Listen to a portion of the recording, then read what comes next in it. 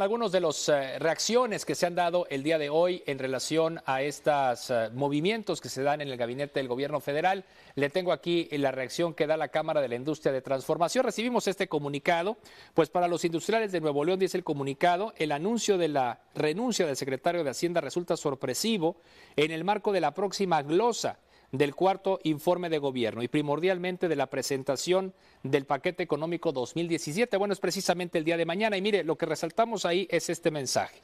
Celebramos que el presidente haya anunciado que el presupuesto será superavitario y continuará las medidas de responsabilidad fiscal y control de la deuda pública. Esperamos que el resultado final de este paquete sea el adecuado a las condiciones nacionales e internacionales, considerando la estabilidad macroeconómica. Es lo que dice la Cámara de la Industria de Transformación en este comunicado. Consideramos que cambios de este tipo bajo un entorno como el actual en el país deben realizarse con el mayor cuidado y gran coordinación para evitar afectaciones en los programas públicos y en la negociación del presupuesto. Así que espera la CAINTRA que la Presidencia de la República coordine de una manera adecuada esta transición. Parte de lo que dice este comunicado que recibimos esta noche. Más reacciones sobre los cambios en el gabinete y un poco hablar acerca de las perspectivas económicas para nuestro país. Yo le agradezco al licenciado Jesús Cantú Escalante, quien es el maestro, profesor investigador de la Escuela de Gobierno y Transformación Pública del Tecnológico de Monterrey, que nos atienda. Maestro, ¿cómo está? Muy buenas noches, qué gusto saludarlo. El gusto es mío, Gregorio, y buenas noches también a todos los televidentes. Muchas gracias. Pues a ver, estos cambios en el gabinete pareciera que ya se preveía, y no a través de la visita o a raíz de la visita de Donald Trump, sino desde antes que habría cambios, sacudida en el gabinete del gobierno federal. ¿Cuál sería una primera apreciación de lo que se dio a conocer el día de hoy, maestro?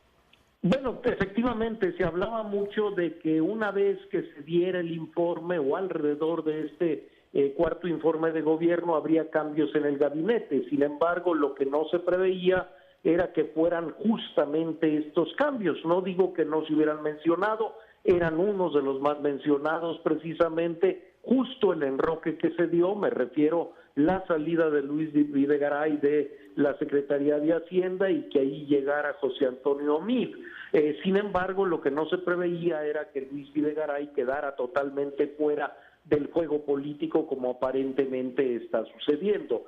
Y creo que la visita de Trump, no tanto por la visita en sí mismo, sino por el impacto que tuvo particularmente sobre las relaciones de poder y la confrontación al interior del gabinete por una parte, pero yo diría que hay también ahí subyacente una serie de, pues vamos a decirlo así, cataclismos o situaciones de terremoto de alguna manera dentro del propio PRI. Y en este sentido la salida de Luis Videgaray pues sí tiene que ver con el haber asumido atribuciones o funciones que no estaban directamente dentro de su competencia y lo que esto generó de conflictos particularmente con el secretario de Gobernación, con la secretaria de Relaciones Exteriores y eventualmente con grupos priistas que no veían con buenos ojos que se girara esta invitación a los candidatos norteamericanos. Entonces,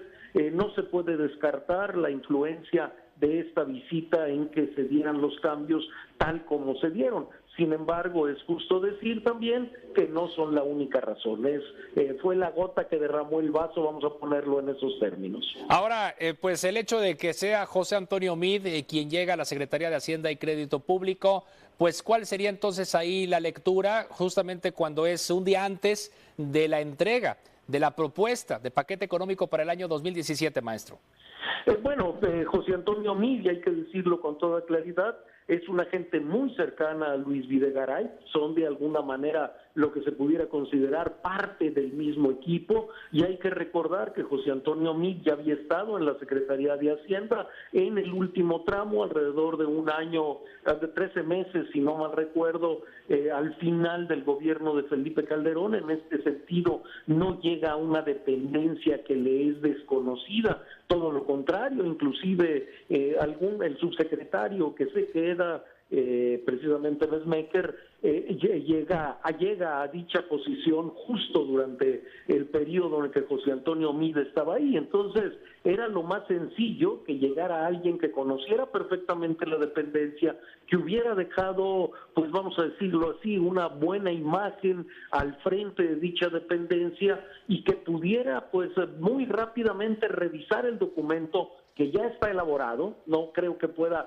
cambiarle nada en la noche y madrugada de hoy para entregarlo mañana. De hecho, las solicitudes que le hace el presidente eran cuestiones con las que ya se había comprometido públicamente Luis Videgaray en los medios de comunicación, de que en 2007 se lograría el superávit primario, que habría un recorte importante en los egresos públicos del sector público federal, precisamente para lograr este superávit primario, y que se estaría en la ruta de empezar a reducir el endeudamiento. Entonces, los aspectos principales ya estaban trazados y creo que ya estaban plasmados en ese documento. Ahí no habrá cambios fundamentales. Lo que hay cambios es en el interlocutor. Y en este sentido, pues es también uno de los aspectos centrales. Es decir, el cambio sí tiene que ver con una gran debilidad del gobierno, me refiero al Ejecutivo, para negociar particularmente con el Legislativo, especialmente si iba a ser Luis Videgaray quien lo hiciera. Entonces, pues hacen el cambio para que alguien que tiene más capacidad de interlocución en estos momentos, como es Meade, pues sea el que la realice en lo que es la revisión de este presupuesto para el 2017. Esa interacción entre Poder Ejecutivo y Legislativo me parece particularmente interesante cuando el gobierno del presidente Peña Nieto lleva prácticamente 2 años en crisis, a partir del estallido de la crisis de Ayotzinapa, de la desaparición de los 43 estudiantes. Fue septiembre de 2014, maestro. De ahí se viene el escándalo de la Casa Blanca, de ahí se viene el conflicto con la CENTE. Ahora, pues, enfrentando también las consecuencias y pagando los platos rotos por la visita de Donald Trump a nuestro país. Vamos, la popularidad hoy de Peña Nieto, pues ya había estado en muy bajos niveles, pues ahora seguramente con esto de la última semana está en peores niveles. ¿Y esto facilita o esto impide o esto no representa mayor relevancia al momento de interactuar entre Poder Ejecutivo y Poder Legislativo? ¿Cómo lo ve usted? No, desde luego que hay relevancia. O sea, la debilidad que tiene el presidente Enrique Peña Nieto, que está plasmada por una parte en estos niveles de popularidad que no tiene ningún parangón. Lo más cercano que se tenía de tan bajos niveles de popularidad o de confianza en el titular del Ejecutivo se tuvieron a principios de 1995 con Ernesto Zedillo, después del error de diciembre de 1994, y andaban oscilando alrededor del 30%, es decir, de cualquier manera eran por lo menos unos 10 puntos arriba de donde hoy está situado Enrique Peña Nieto. Entonces, esto desde luego es un punto central, pero no es el único, o sea, porque hay otra situación que marca también esta debilidad. ¿Y cuáles son las situaciones? Bueno, enfrentado con un sector importante del magisterio, esté limitado o no a algunos estados, pero es un sector importante del magisterio, sin poder resolver los problemas relativos a derechos humanos, con una iniciativa privada que le está cuestionando por un lado el gasto público, por otro lado el endeudamiento, y que también está cuestionando toda esta cuestión del Sistema Nacional Anticorrupción y la famosa o la conocida como Ley 3 de 3, inclusive con un conflicto con la jerarquía eclesiástica por la iniciativa de los matrimonios igualitarios. Y si a esto se le agrega esta situación que se genera a partir de la visita de Trump, pues obviamente que genera muchas dificultades para la interacción entre los dos poderes. Y esto pues es un ajuste de último momento, por decirlo así, un ajuste de emergencia para tratar de mejorar pues esta relación y tener un poco más de poder de negociación en estos momentos. Muy bien, maestro. Pues por último, ¿usted ve que con este cambio que se dio a conocer el día de hoy se pueda ya rectificar, se pueda poco a poco recuperar más que la imagen, la credibilidad del gobierno federal, y entonces podamos pues prepararnos los mexicanos para un buen cierre de gobierno y para tener mejor condiciones de país? Pues mira, quisiera pensarlo y creo que eso es lo que esperaríamos todos los mexicanos. Sin embargo, tampoco pudiéramos ser muy optimistas, particularmente por el relevo que se da en la Secretaría de Desarrollo Social, porque a quien coloca en la Secretaría de Desarrollo Social, que es Luis Enrique Miranda, es alguien muy cercano a Enrique Peña Nieto. Hablo desde los tiempos inclusive en que Arturo Montiel era gobernador del Estado de México y ambos formaban parte del gabinete de Arturo Montiel. Posteriormente Miranda fue parte del gabinete de Peña Nieto. ¿Y esto, por qué hago referencia a esto? Porque esto indica que sigue habiendo una tendencia a gobernar con sus hombres de mayor confianza y de mayor cercanía, y no necesariamente con los mejores hombres.